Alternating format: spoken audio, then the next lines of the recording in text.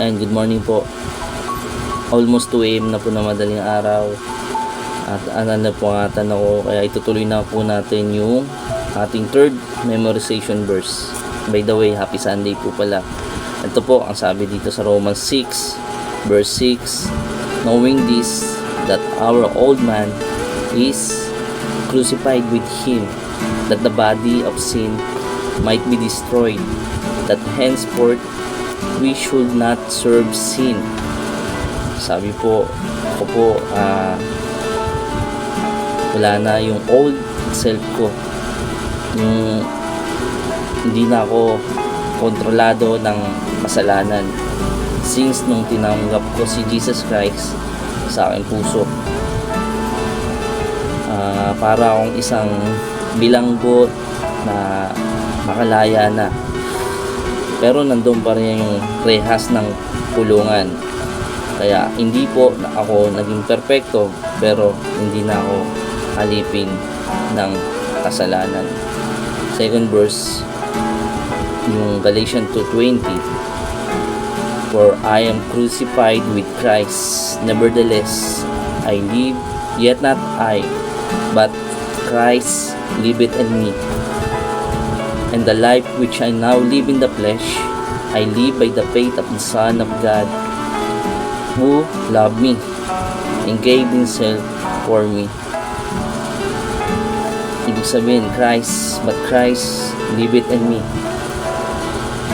Ito po yung pagdating ko sa pagdidesisyon na, sa pagdating sa pagharap sa tukso, sa problema, sa pagiging ama, pagiging asawa. Si Kristo na po ang siyang sa akin nangunguna, because Christ liveth in me. Kaya nababago na po yung aking mga ginagawa. And last verse is 2 Corinthians. Ito na po yun, kaya nabago na po. 2 Corinthians 5:17, therefore if any man be in Christ, he is a new creature. All things are passed away, behold, all things become new. Kaya po, ito na po, ako po ay nabago na, new life, bagong buhay, change life, binagong buhay ni Kristo since nung tanggapin ko si Kristo sa aking puso, at sa lahat ng mga Kristiyano na tinanggap si Jesus Christ sa kanilang puso. Kaya napakagandang Bible verse po nitong magkakaugnay na makikita natin sa unang Romans 6:6 na alipin ng kasalanan, na hindi na kontrolado dahil saan, that the body of sin might be destroyed.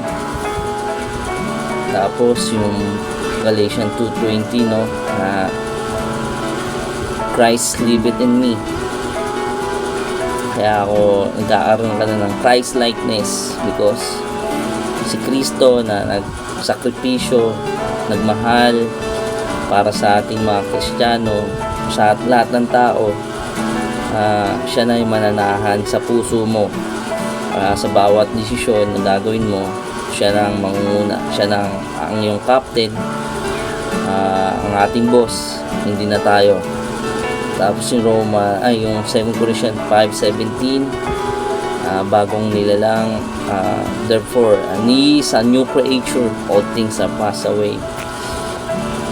Napakagandang Bible verse para sa ating lahat na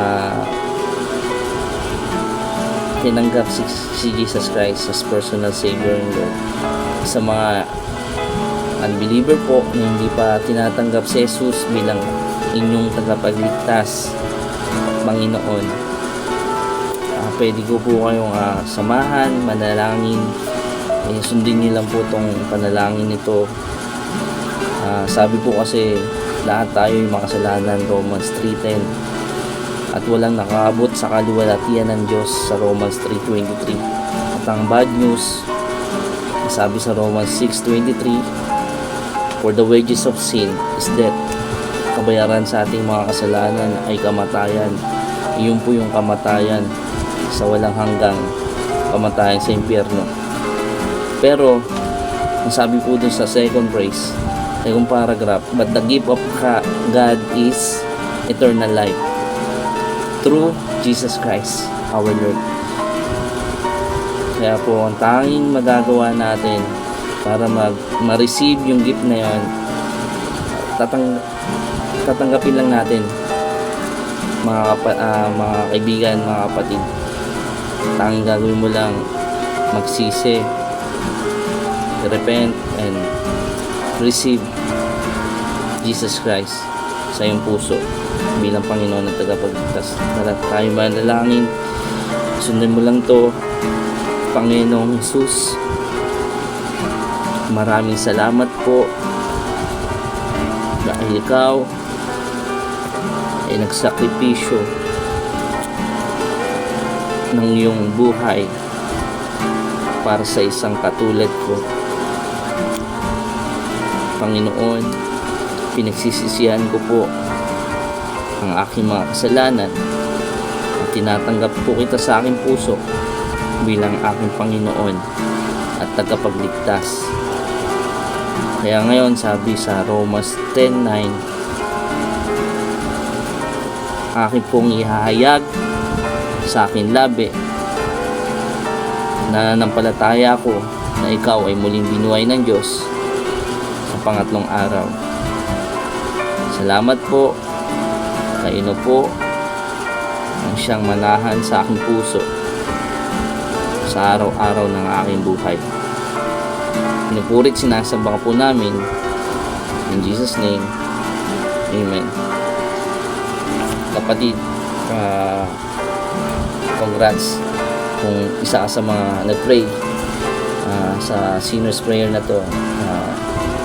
Sa mga maraming churches na pwedeng mag-lead sa'yo, maging way para mas malaman mo yung katotohanan, yung salvation, yung gospel. Ayun lang. God bless. And God bless mga kapatid sa pananampalataya.